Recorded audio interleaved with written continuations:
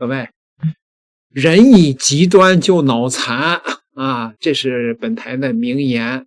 不信你们自己去对照一下，是吧？这两天呢，我说了一些蔡正元的事儿，又有蔡正元的那些脑残粉说了啊，过来了啊，表示不满啊，是不是？啊，其实呢，这个我早就说过啊，我说蔡正元作为一个名嘴是非常合格的，因为他以他特立独行的一些观点、比较极端的看法，很容易吸引眼球。但是呢，就是作为一个政治家啊，还是可以说是不太够格，否则的话，那郑丽文的智囊团里边呢，早就有他的名单了。你看人家邱毅、郭正亮都进去了，他为啥不进去啊？啊，他对郑丽文最近呢怨气满满，结果自己呢又官司缠身啊，这个入狱3年半，那几乎成了定局了。连他身边的老朋友郭正亮都看不下去了，说这个蔡正元天天说这个大陆没胆无统啊，这个大陆怕被美国没收了美债。我早就给大伙说了嘛，我说他这是基本的经济常识都没有了啊，对吧？其实我那个批评蔡正元只是针对他的观点啊，对吧？这叫什么呀？这叫这个媒体人呐啊，一种中立的一种分析，对吧？你看我不是说完了以后，人家郭正亮自己都出来说了嘛，啊，这个蔡正元不懂经济，是吧？那个美国投在大陆的资产比中国的国债要多得多得多，怎么可能那个美国敢没收国债呢？你看，是吧？连那个他身边的老朋友都看不下去了啊，是吧？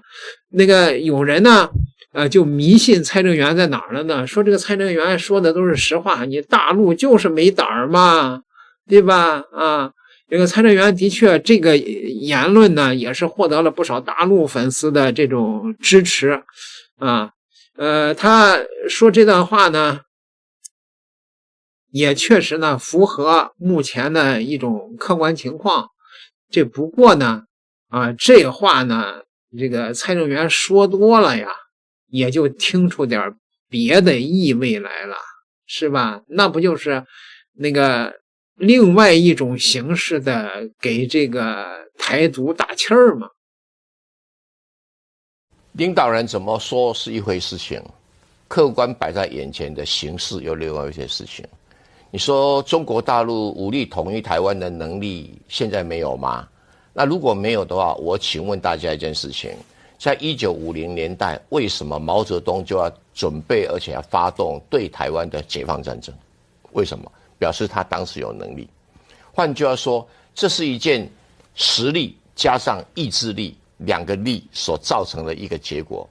我们先来说，当时毛泽东要用武力解放台湾的时候，他认为他有实力，他认为他有意志力，只是因为刚好发生韩战，只好把部队调去担任所谓的抗美援朝志愿军。台湾因此美国的势力才进来，第7舰队巡历台湾海峡。当时的海军，中国大陆是不是跟美国比是不可以道理计啊？所以实力一摊出来，美国当时又有那个意志力。在韩战之前，美国是没有意志力，有实力；中国大陆是有实力又有意志力。可是美国一进来，实力对比差距太大，中国大陆意志力也跟着衰退了。这个就是一个互动的结果。韩战打完了，中国大陆也没力气了，最后结果就是什么？台海就变成另外一个新的局面就产生了。那现在经过这么久，大陆有没有实力来武力统一台湾呢？我认为早就有了，不用等到2027啊。那个是美国的说法，但我认为很早就有了。但具体什么时候就有了啦？应该是在差不多在5年前，他就有这个实力了。因为5年前它的高超音速导弹出现的时候，它就应该有这个实力。因为只有高超音速导弹可以攻击航空母舰，如果没有高超音速导弹要攻击航空母舰是有高度困难的。而美国的实力建立在它的航空母舰，可是美国实力也正是被我们老县长说中了。你那个航空母舰被打掉，你还得补吗？你连修都没有船坞可以修了，还能补吗？这个就是现实问题嘛。所以美国会想一想 ，rethinking retreat， 就是我要想一想看我怎么撤退。但是那一位先生举的是巴丹半岛的作战，那太丢脸了嘛。那什么叫做撤退作战？你还好，反正要不要把你老底给掀出来？巴丹作战是什么？麦克阿瑟先逃啦，把军队丢在巴丹半岛上啊，结果被日本军队全部俘虏啊，才展开著名的巴丹行军。那多惨的一个局面啊！因为把他们赶到另外一个战俘营去。其实日军的目的是什么？让你在行军过程里面脱水而死。当时死伤人数超过1半，你都不讲，那个叫撤退作战。我觉得你们美国军事人那么丢脸，你们美国最丢脸的是你还在那边掩护。对，谈到台海，解放军随时要攻占台湾不是问题。但是解放大陆上缺乏的是意志力，因为大陆要考虑这个，考虑那个。所以因此呢，大陆会莫衷一是。那大陆有没有开始去认知到，台湾在这50几年以来产生了2个现象？第一个现象就是什么？因为美国变成西太平洋的霸主，开始讲第一岛链。第一岛链就是它是西太平洋的霸主的一个等义词啊。那现在还存不存在？这是第一个问题。第二个问题，美国在台湾岛内各党各派里面培养亲美势力。我敢讲，国民党里面，国民党主席朱立伦是亲美势力的总代表，金溥聪是亲美势力的总代表，然后某种程度也许有不对，马英九跟周习伟是亲中势力的代表，那我是嘲讽派啊。对，这个就是美国深耕台湾，在台湾社会各个阶层培养美国的势力一个很重要的50年下的功夫。还日本呢也一样啊，美国台湾的中上层社会里面，企业界一样，多少人拿美国的绿卡或美国的护照？所以今天为止，过去川普这一年多的一个执政啊，他不断的派他的 AIT 的处长到各科学园区的科学厂商里面办施压的，要求他们搬到美国去投资。一个，台湾可能发生战争，你要赶快逃；第二个，我用关税逼你走，你要不要过去？这个才是真貌。你以为台湾谁当领导人能够阻挡吗？不可能，因为台湾这些领导阶层就是美国公民。那请问你要统一台湾，你不用武力可以铲除这个美国跟日本50年来在台湾的势力吗？那是不可能的。这是台湾岛内的形势，台湾岛外的形势，是不是忘记了？从1949年到1979年，台湾这个第一岛链扮演什么角色？就是美日势力威胁中国大陆东南半壁最重要的基地。所以你解放军在过去30年，这1949到1979，连一只蚊子都没有办法飞过台湾海峡，这是奇耻大辱，丢尽人。但现在不一样了。对，我现在讲说，因为大陆海空军实力不够，所以经常台军很骄傲，我有黑蝙蝠中队，我有 U2 侦察机，整天在中国大陆沿海进出出。直到中国到实力起来才不敢去啊。那现在呢？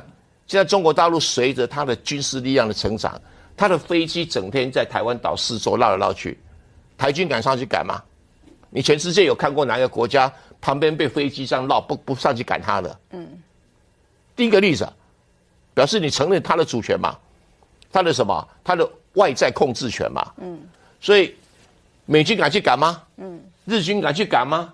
没有人敢去赶啊，没有人敢去赶，就造成一个很重要的现象：中华人民共和国开始对台湾施行管制权。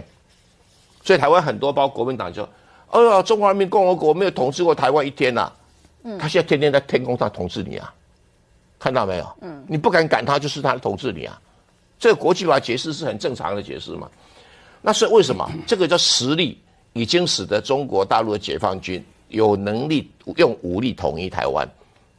然后台湾不再是对中国大陆东南半壁的威胁，可是台湾岛内美日的势力仍然盘根纠结。那只剩下北京，你到底有没有这个意志力？那你意志力背后的民意又怎么去展现？所以你北京的决策的意志力，是不是有那个足够的意志力，愿意动用你解放军来武力统一台湾，来铲除台湾岛上的亲美亲日的势力？这才是关键嘛。我们大家就把问题摊开在台面上讲。我说我是个医生，我说你有胃病，你说没有；我说你那个脑袋长瘤，你说没有，那我怎么帮你治啊？我们就要面对现实，所以大陆也不用粉饰太平。那我们当然讲，我同意这个我们老领导讲了，就说基本上大陆要走和平的道路。那请问一件事情，你和平的道路包不包括统一台湾？那如果你和平不能统一台湾的时候，你要不要做和平道路的修正？这是一个很棘手的问题。所以棘手的问题才会得到我以前的分析结论：和平不能统一台湾，统一不可能用和平手段。我道理在这里。那这个不是我的主张，是我观察到的现象。你们自己去面对这个问题。那你说台湾有亲美派，你说中国大陆就没有亲美派吗？要不要公开点名？所以他老领导讲，大陆有准备粮食啊，准备汽油啊，战略各种准备武器都准备好了，美国等你来。台湾岛上不敢吭声，所以中国大陆的意志力只到了使台湾不敢宣布独立，但是中国大陆意志力没有到台湾不敢实质去推动独立。中国大陆的意志力也没有到了美国不敢随意干涉台湾的内部问题，还没到这个程度，因为你没有动用你的武力，你就做不到这个地点。那你说中国大陆没有亲美派？我敢讲啊，中国大陆前任央行的行长易纲就亲美派啊。这次关税战争的易纲还讲说，我们不要跟美国打关税战争，我们要跟美国妥协，这个就是一个例子啊。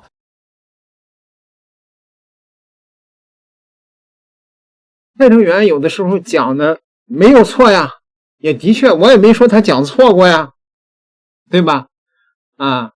但是呢，他是心里边真的相信解放军中国这个现任政府是没有这个胆量武力统一台湾的这也是给这个台独打气儿的一种方式吧，对吧？我说这个没问题吧？那蔡正元的铁粉们没有问题吧？对吧？蔡正元和金灿荣在翟轩的节目上相遇了。金灿荣这回是真的是一点都没客气。金灿荣说，我呀老了无所谓了就直接说了，说你认为大陆没胆吧？我认为我认同那就暴力解决台湾问题吧，给金灿荣点赞。我年纪大了，越来越保守，我现在越来越觉得人类历史最基本的逻辑是暴力。因为人类跟动物不同，就是我们有制度，所有的制度都是暴力确定的，知道吧？那么西方确定我们人类近代所有的制度，因为它有军事暴力优势。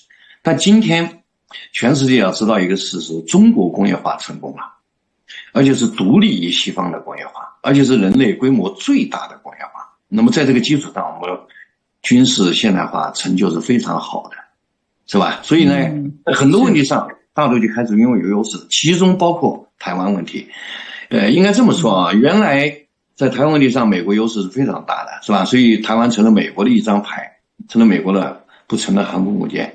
现在至少在台湾问题上力量对比已经转过来了，中国大陆在这里是有绝对的军事优势的，知道吧？所以不一定是美国牌，反倒是美国的一个负担了。所以我们未来的台海大概要从这个角度去看吧。那最后我想讲这么一点截止到今天，我们中央的思路还是以最大的耐心、最大的诚意、最大的努力追求和平统一，这是真实的想法，知道吧？这个因为想给历史一个好的交代，真不是能力刚才蔡博士好像也讲了，如果要说军事能力，今天就可以解决，知道吧？我参与过内部推演，我们在这个地方对美军的优势绝对的这个地方不会打成一战、二战那样的僵局。告诉大家，那个结果是美西战争，知道吧？美国西班牙战争小而辉煌，军事上真的没有问题，但现在确实主观上，这个现在这样真想创造一个历史先例，就是和平统一，将历史上平一点，知道吧？但是现在确实有个危险，就是刚才那个蔡博士也讲了，就是这个赖清德他也脑子不清楚，他老捣乱。是不是3月份他搞了一个赖17条，对不对？对，赖17条实际上他把两岸这个对话的法律门给关了，知道吧？这个挺因为台湾比大陆弱多了，你看几句对话呀，是不是？就是那个舆论上、道德上、政治上会主动吗？他主动把这个门给关了，对吧？这个太蠢了。对不对？所以坦率讲啊，这个两岸关系未来发展，最终这个问题解决肯定是靠力量，力量对大陆是绝对是有利的，知道吧？只不过目前大陆真是主观上想和平解决，创造一个中国历史的先例啊。然后赖清德是神经病的，天天那个挑衅，知道吧？就叫那个小朋友，你打我啊，你打我啊！又加上一个不利因素，就高市早苗，对吧？高市早苗也在里面窜火啊。因为谈问题，其实大陆虽然有主导性啊，但是其实大陆还是有点被动，是吧？希望慢慢的有耐心，慢慢的解决啊。结果呢，赖清德闹事儿，高市又在点火，这两把火点起来，那没准啊，哪个时候大陆搂不住火了，知道吧？这个政策砰就改了。那个就非常危险了。好的，金老师帮我们这个方方面面解好。对，我正想让蔡老师来补充一下。赖清德不只是所谓导弹这么一个概念哦，他是想把两岸之间所有可能和平统一的门都关掉。比如说，他才宣布台湾所有的公家单位的雇员，如果要到大陆去旅游、探亲、走访，什么参加任何活动跟团体，通通要经过民进党当局的批准。换句话说，他开始来这个。